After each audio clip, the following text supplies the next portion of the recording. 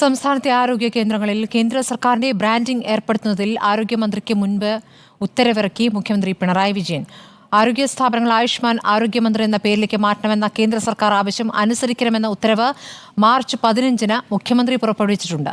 Life mission ഒഴികെ കേന്ദ്രം പറയുന്നതെല്ലാം അനുസരിക്കണമെന്നായിരുന്നു ഉത്തരവ്.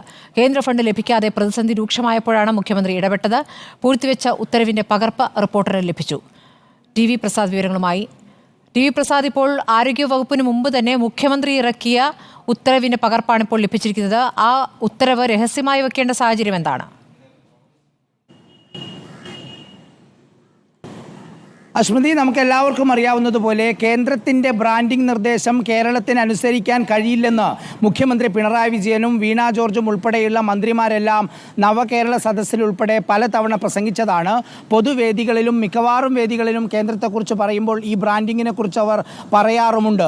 പക്ഷേ കേരളത്തിൻ്റെ സവിശേഷമായ സാഹചര്യം, അതായത് സാമ്പത്തിക പ്രതിസന്ധി അതിരൂക്ഷമായതോടുകൂടിയാണ് കേന്ദ്രവുമായുള്ള ഏറ്റുമുട്ടൽ അവസാനിപ്പിച്ച് കേന്ദ്രം പറയുന്നത് കേൾക്കാൻ സംസ്ഥാനം തയ്യാറായത്. യഥാർത്ഥത്തിൽ സ്മൃതി, ഇതൊരു രാഷ്ട്രീയ കളി തന്നെയാണ്. എന്തിനാണ് കേന്ദ്രവും കേരളവും തമ്മിൽ അങ്ങനെ ഒരു തർക്കത്തിലേക്ക് പോകുന്നത് എന്നുള്ളതാണ് പൊതുജനത്തിനുള്ള സംശയം. അതായത് അങ്ങനെ ഒരു ബ്രാൻഡിങ്, കേന്ദ്രം സഹായം കൊടുക്കുന്നുണ്ടെങ്കിൽ അത് കേന്ദ്രത്തിൻ്റെ സഹായം തന്നെയാണ്, ഒരു തർക്കവുമില്ല.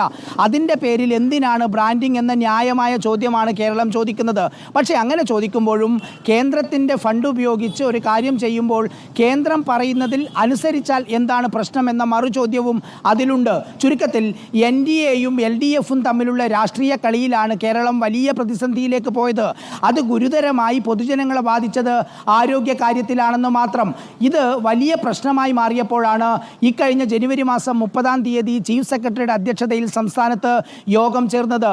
ആ യോഗത്തിൽ ഇക്കാര്യം വിശദമായി ചർച്ച ചെയ്യുകയും ചെയ്തു. അതായത് കേന്ദ്ര ഫണ്ടിൽ പ്രവർത്തിക്കുന്ന ആ സ്ഥാപനങ്ങളിൽ കേന്ദ്രത്തിൻ്റെ ബ്രാൻഡിംഗ് വേണമെന്ന നിർദ്ദേശം അത് നടപ്പിലാക്കിയില്ലെങ്കിൽ കേന്ദ്രത്തിൻ്റെ ഫണ്ട് കിട്ടില്ല എന്ന ഒരു നിർദ്ദേശമാണ്, ഒരു ചർച്ചയാണ് ആ യോഗത്തിൽ മുഴുവനുമായും ഉണ്ടായത്.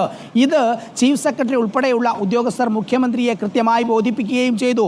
അതിൻ്റെ അടിസ്ഥാനത്തിൽ മുഖ്യമന്ത്രിയുടെ നിർദ്ദേശപ്രകാരമാണ് മാർച്ച് മാസം 15-ാം തീയതി, അതായത് കൃത്യം പറഞ്ഞാൽ 3.5 മാസങ്ങൾക്ക് മുമ്പ് മുഖ്യമന്ത്രി ഈ ഉത്തരവിറക്കാനുള്ള നിർദ്ദേശം കൊടുക്കുന്നത്. ഈ ഉത്തരവിൽ മുഖ്യമന്ത്രി പറയുന്നത് ലൈഫ് മിഷൻ ഒഴികെയുള്ള എല്ലാ പദ്ധതികളും കേന്ദ്രം പറയുന്നത് പോലെ അനുസരിക്കണം എന്നുള്ളതാണ് ആ ഉത്തരവിൽ പറയുന്ന. ഉത്തരവിൽ വ്യക്തമായി പറഞ്ഞിട്ടുമുണ്ട് ചീഫ് മിനിസ്റ്ററുടെ ഇൻസ്ട്രക്ഷൻ ഇതാണ് എന്നുള്ളത്.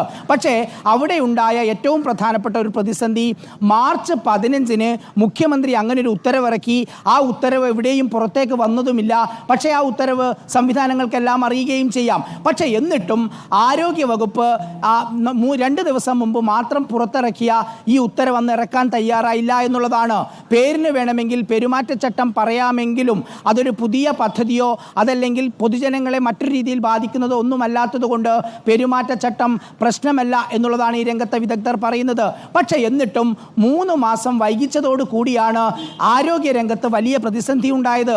നിലവിൽ നമ്മൾക്ക് എല്ലാവർക്കും അറിയാവുന്ന കാര്യം, NHMലെ നഴ്സുമാർക്കും അതുപോലെ തന്നെ ഡോക്ടർമാർക്കും മറ്റ് ജീവനക്കാർക്കുമെല്ലാം ശമ്പളം മുടങ്ങിയിട്ട് മാസം 2 കഴിഞ്ഞു.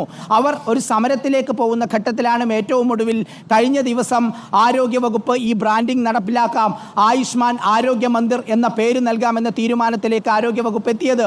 ഒരുപക്ഷെ മുഖ്യമന്ത്രിയുടെ നിർദ്ദേശം വന്ന് അതിനനുസരിച്ച് ഉത്തരവ് വന്ന സമയത്ത് തന്നെ ആരോഗ്യവകുപ്പും ഈ ഉത്തരവ് ഇറക്കിയിരുന്നുവെങ്കിൽ ഈ പണം ഒരുപക്ഷെ നേരത്തെ കിട്ടാനുള്ള സാധ്യതയുണ്ടായിരുന്നു. ഇത്ര കടുത്ത പ്രതിസന്ധിയിലേക്ക്, അതായത് മരുന്ന് കിട്ടാത്ത സാഹചര്യം, രോഗികൾക്ക് വലിയ ബുദ്ധിമുട്ടുണ്ടാകുന്ന സാഹചര്യത്തിലേക്ക് പോകില്ലായിരുന്നു എന്നുള്ളതാണ്. കേന്ദ്രത്തിന്റെ പിടിവാശി കേരളത്തിലും പിടിവാശിയായി ആവർത്തിച്ചപ്പോഴാണ് ഈ പ്രതിസന്ധി ഉണ്ടായതും. എന്തായാലും രോഗികളെ സംബന്ധിച്ച് ബുദ്ധിമുട്ടുണ്ടാക്കുന്ന സാഹചര്യമായിരുന്നു. അതിലിപ്പോൾ സംസ്ഥാന സർക്കാർ വിട്ടുവീഴ്ച ചെയ്തിരിക്കുന്നു. ടി വി പ്രസാദാണ് വിവരങ്ങൾ നൽകിയത്. ഇപ്പോൾ